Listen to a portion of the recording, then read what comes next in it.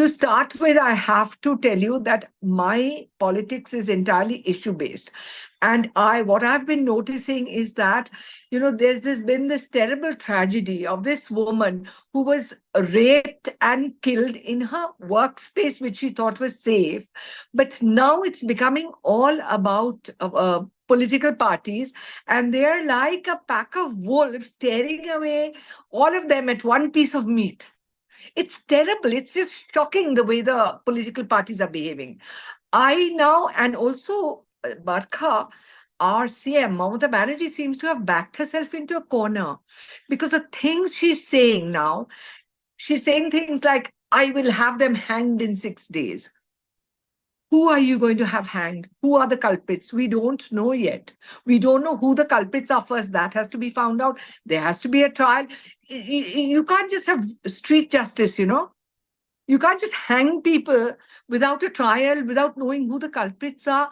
And why is Mamata trying to, that's the way it appears, that she's trying to shield, trying to protect the Sandeep Ghosh. Sandeep Ghosh is the principal, or was the principal, or is still the principal. I don't know. He was transferred. He was brought back. I don't know what's happening at that end. But what I'm saying is that we want justice on the streets. It was all very thrilling in the beginning. But this can't go on ad infinitum.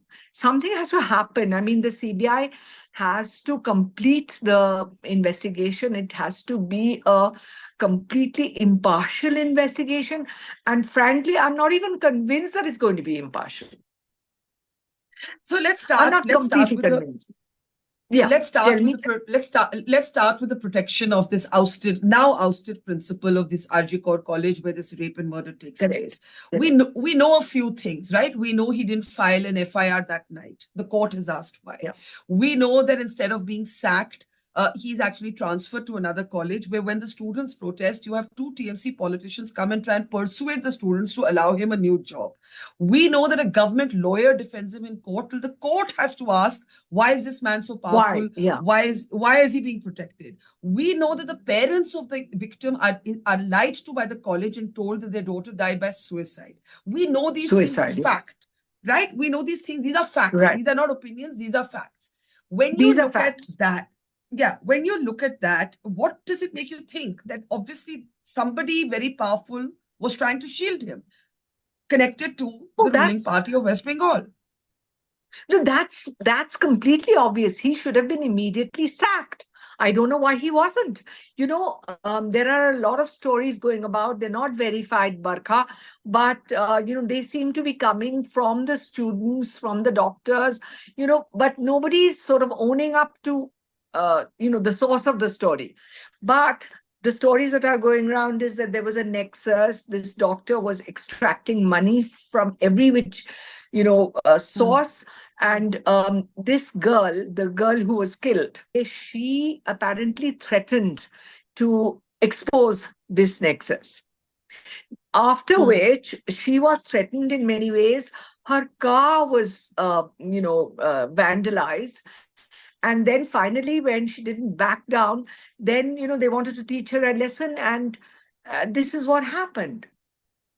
This is what it ended up with.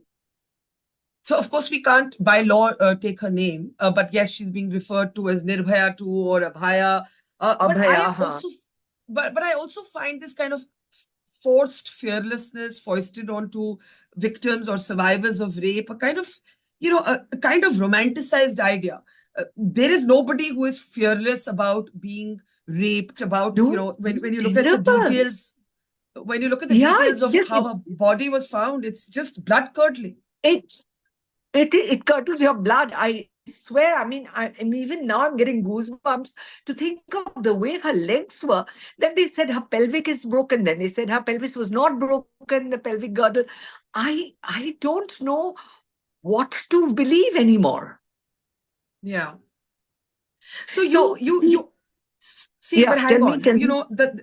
You said, you opened by saying that you feel like the politics of all parties is now potentially sabotaging the truth. But let's step back. When women stepped out to reclaim the night, not just in Kolkata, but across India, to compound this crime, if anything could be worse, it was A, the suspected cover-up, and then the vandalism. You have a few thousand people marching into the RG Kaur College and breaking everything in sight, including the emergency room. What did you make of that night?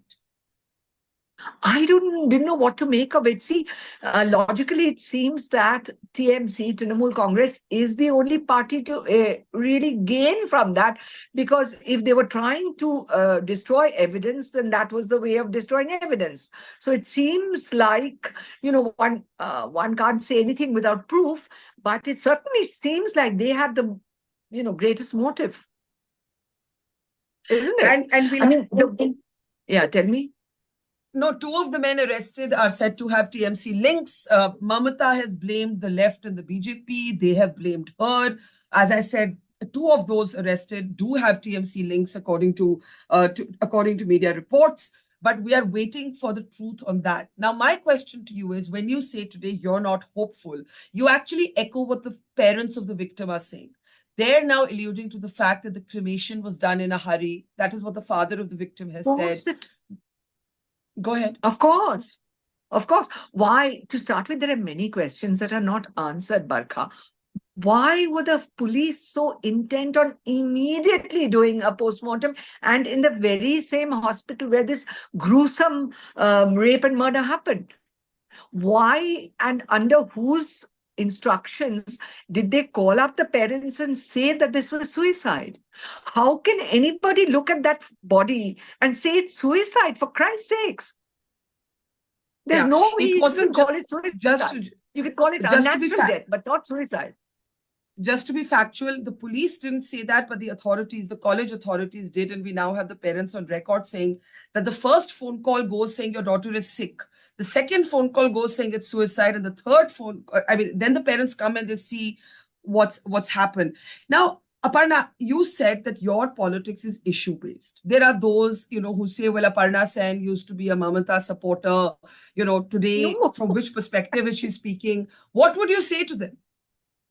I would say to them that what happened was that a whole lot of us, including towering intellectuals of the time, protested against the killings in Nandigram. And of course, yes, there was a big procession which everybody joined. People were just joining from the street. I mean, it was a huge procession. And people, sort of towering intellectuals like Shanko Ghosh, Amlan Dotto, Mahashweta Devi, Namonita Debsen, who was not there? Rituparna Ghosh, Anjan Dotto, everybody was there, everybody. But we didn't vote for Mamata to come in. I mean, there's no way that I wanted Mamata. I was just wanting, to protest against this violence in Nandigram. But this was, CPM, the left front went out of power and Mamata happened to come in. She obviously hijacked this protest also, and she got political mileage out of that. That is a fact. But then that doesn't mean that we are supporting Mamata. We're not. I've been protesting against wrongs done by the TMC from day one. From day one. For the Park Street rape case, if you remember, Damayanti Sen being transferred unfairly, all of that. I mean, one of the Kamduni rape incident, then the doctors in NRS, when the doctor's skull was fractured.